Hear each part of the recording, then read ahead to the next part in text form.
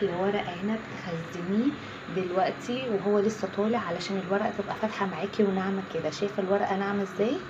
حلوه جدا جدا. بصوا ورق العنب بقى، ميه بتغلي احط فيها ملح، عصير ليمونه. لو هو هتنزلي بيه على طول، لو هو متجمد برضه هتنزلي بيه وهو متجمد، ما تستنيش عليه يفك. انزل بيه كده، اول بيصفر كده من تحت وتحسي كده بالمعلقه ما بقاش فيه تجمد، هتقلبيه على الناحيه التانية كده لحد ما يعمل برضه نفس الكلام من الناحيه التانية، يبقى لونه اصفر ويبقى فاكر برضه معانا كده. يبقى ورق العنب استوى معانا.